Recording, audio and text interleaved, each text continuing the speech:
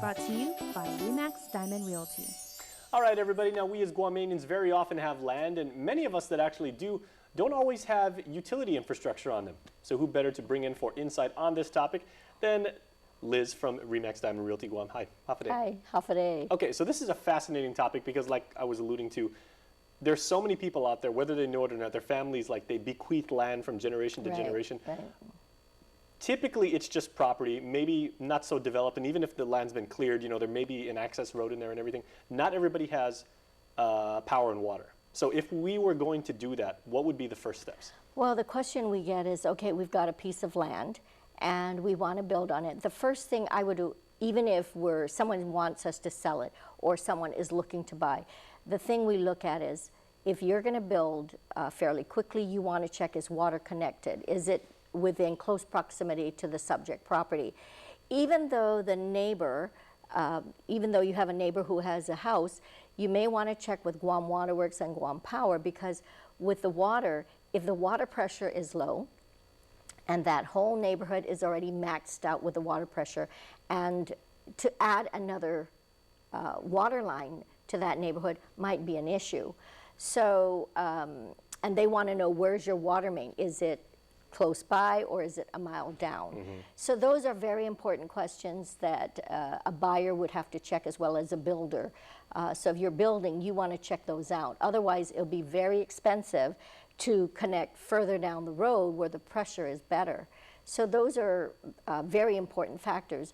Now the power, the other thing is, it usually costs, if you're building in a certain neighborhood that houses are, it's more rural, what happens is they would have to bring a power line, and there's usually, at one time it was like 1,500 for every power pole, and so many feet in between. So to get that power pole to your property might be a fortune. So those are things you want to look at before you start putting your plans together.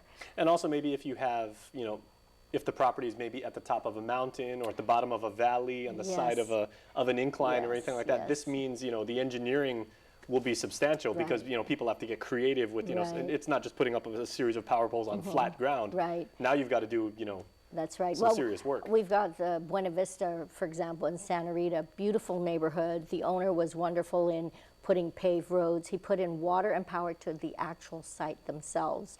So it was rather costly to get all those things in, but it's really important. And again, the thing about, if your property is up on a hill, water pressure, is there water line up to that hill? And is there enough pressure to get that water up to that point where you're building your home?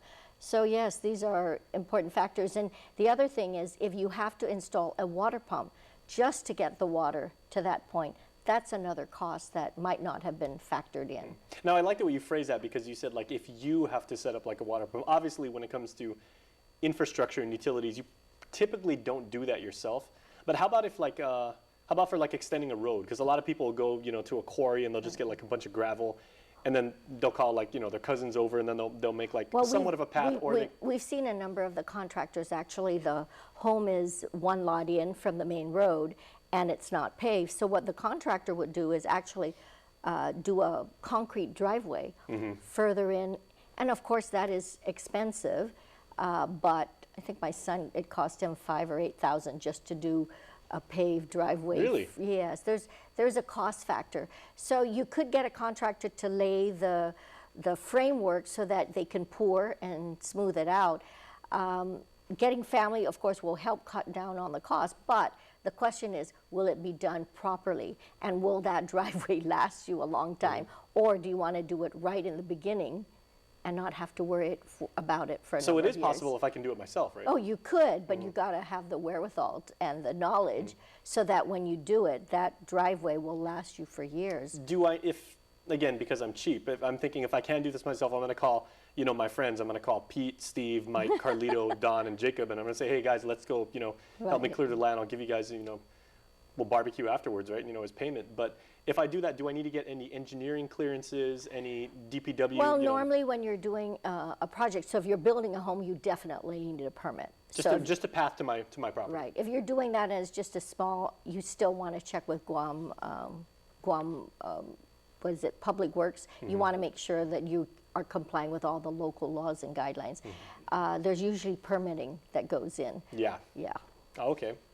Excellent answer. Okay, so speaking of answers, we're going to hold your feet to the fire now because we have one of our viewer questions. We want to remind everybody, go on Facebook and you can ask a question to our friends at RE/MAX Diamond Realty Guam, and they will certainly answer it to the best of their abilities. They haven't let us down yet, so you ready to go? Yes. All right, here we are.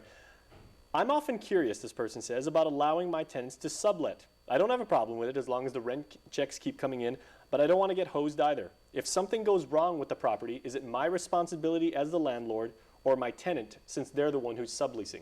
Like, say, the refrigerator maybe goes out, or, you know, the power line. Our lease contracts that we normally prepare, it usually states where the responsibility lies with maintenance. So, for example, if the plumbing breaks and or the toilets get clogged, there's a number of things. It's the landlord's responsibility to ensure that the house functions properly.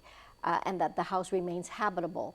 So piping, plumbing issues. Usually when a repairman is sent, we usually check, was it a clog and was it an occurrence that in the piping that affected that?